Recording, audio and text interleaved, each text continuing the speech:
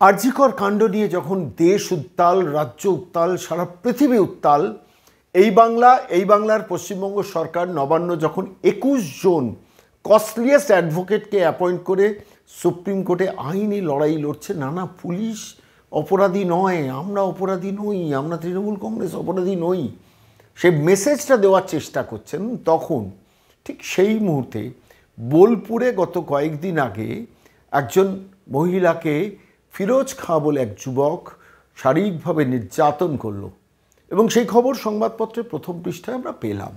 দেখুন, এই ঘটনা তো আকচার ঘটছে, এটা নতুন করে বলার কিছু নেই, কিন্তু পশ্চিমবঙ্গের মাটিতে দাঁড়িয়ে যখন এগিয়ে বাংলা স্লোগান দেন মমতা বন্দ্যোপাধ্যায়, তখন এই ঘটনা কি করে ঘটে। এবং সবথেকে বড় কথা হচ্ছে, মন্ত্রী চন্দ্রনাথ সিংহ, মমতা বন্দ্যোপাধ্যায়ের ট্রাস্টেড লেফটেন্যান্ট, তিনি আবার বলেছেন যদি সত্যি এই ঘটনা ঘটে থাকে, আপনি ভাবতে পারেন, যদি সত্যি, আমি কথাটা কোট করছি, যদি সত্যি এই ঘটনা ঘটে থাকে তাহলে তার বিরুদ্ধে ব্যবস্থা নেওয়া। আপনি মন্ত্রী, আপনি একজন সংবেদনশীল মানুষ হবেন, আপনি কেন এই কথাটা বলবেন? আপনি খবরটা নিয়ে সঙ্গে সঙ্গে বলতে পারতেন যে ক্যাপিটাল পানিশমেন্টের জন্য আমি দাবি করছি। That could have been your answer. আসলে তৃণমূল কংগ্রেস দলটা না এখনও অপরাধীদের স্বর্গরাজ্য। তো এই ফিরোজ খাঁ যুবকটিকে তৃণমূল কংগ্রেস করেন, সংবাদ মাধ্যমে লিখেছে, আমি বলছি না। ফিরোজ খাঁ হচ্ছে তৃণমূল কংগ্রেস করেন, তিনি তার ওই ভদ্রমহিলার স্বামী কাজে বাইরে থাকেন, সেই সুযোগে তাকে গোয়ালঘরে নিয়ে গিয়ে ধর্ষণ করেন এবং একটি সবথেকে মারাত্মক 4 বছরের একটা বাচ্চা, ভাবতে পারেন সেই 4 বছরের বাচ্চাটা সেই সময় চলে আসার ফলে তাকে বস্তা চাপা দিয়ে মারার চেষ্টা পর্যন্ত করে। এই ভদ্রমহিলা সাহস করে শেষ পর্যন্ত থানায় গেছেন, সমস্ত অভিযোগ জানিয়েছেন এবং শেষ পর্যন্ত এই ফিরোজ খাঁ বলে যুবকটি গ্রেফতার হয়েছে। প্রশ্ন হচ্ছে এই সংবাদ বেরোবে কেন, মানে এই সংবাদ কেন ঘটবে, এই প্রশ্নটা আমরা কিন্তু কেউ করছি না আজকের দিনে। তার কারণ এই ফিরোজ খাঁদের নিয়েই তৃণমূল দলটা তৈরি। ফিরোজ খাঁ তৃণমূল কংগ্রেস কর্মী, তাহলে এই কর্মীকে একটা দল কী করে লালন পালন করেন? তার মানে তার মধ্যে ক্রিমিনাল মাইন্ডসেট আছে যে এই ঘটনা ঘটতে পারে, একটা বাচ্চাকেও বস্তা চাপা দিয়ে মারতে পারে।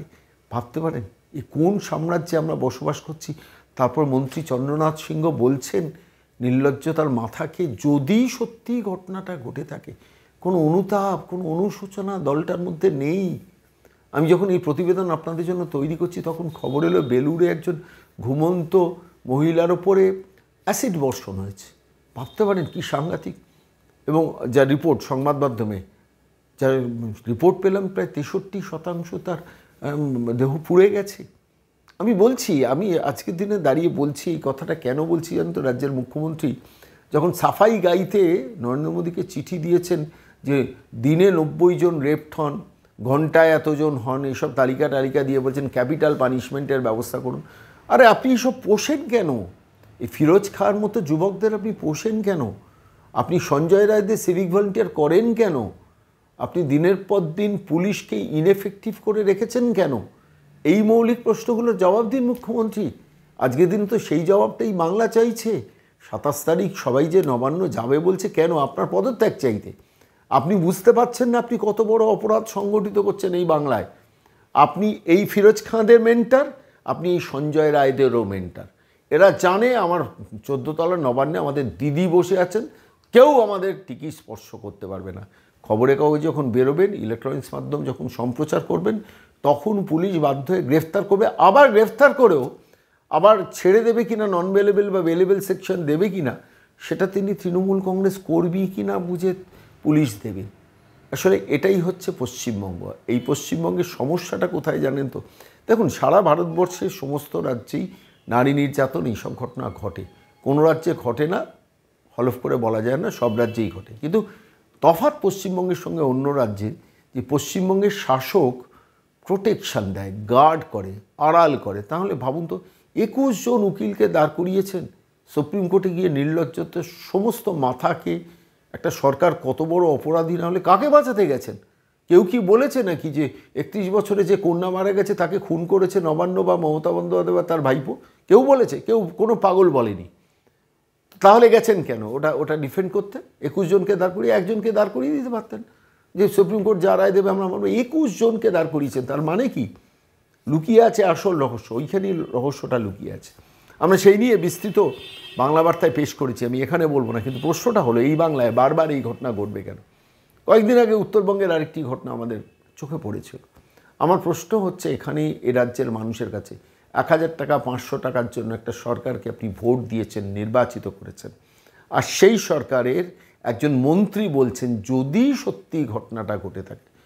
কথাটা বলার আগে যে কোনো সেন্সিবল রাজনীতিবিদ, মন্ত্রীর বলা উচিত ছিল আমি একটু খবর নিয়ে নিই, এবং খবর নেওয়ার পর যদি প্রাথমিক সত্যতা পাওয়া যায় তাহলে তার স্টেটমেন্ট দেওয়া উচিত ছিল, ক্যাপিটাল পানিশমেন্টের জন্য দাবি রাখছি, সে যে তৃণমূল কর্মী হোক না কেন। That could have been the answer. উল্টে মন্ত্রী বলছেন যদি সত্যি ঘটনা ঘটে যায়, ক্যামেরার বুম সরে যাবে, সংবাদ মাধ্যমের প্রতিনিধিদের যাওয়া আসা কমে যাবে, তারপর কোনো একদিন ফিরোজ খা হয়তো দেখবেন আবার তৃণমূল কংগ্রেসের ঝান্ডা নিয়ে মামাটি মানুষের স্লোগান দিতে দিতে রাস্তায় হাঁটবেন। এটাই হচ্ছে এগিয়ে বাংলার চেহারা। ভাবুন, বাংলার মানুষকে ভাবনার জন্যই তো আমরা মাঝে মাঝে কথা বলি। এটাও আপনাদের কাছে বললাম, পেশ করলাম যে একজন ঘুমন্ত মহিলাকে 63% পুড়ে যেতে হলো অ্যাসিড বর্ষণে। একজন মহিলা তার স্বামী কাজের জন্য বাইরে থাকেন বলে তাকে নিয়ে গিয়ে গোয়াল ঘরে ধর্ষণ এবং তার 4 বছরের ছেলেটাকেও প্রায় মেরে ফেলার জোগাড় করেছিল।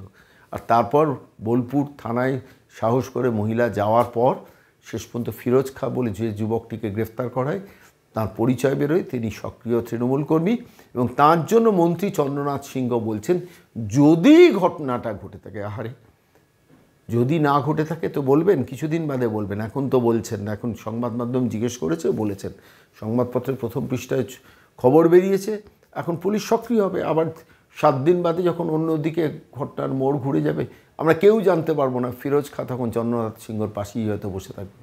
কিচ্ছু অবিশ্বাস্য নয় এই বাংলায়।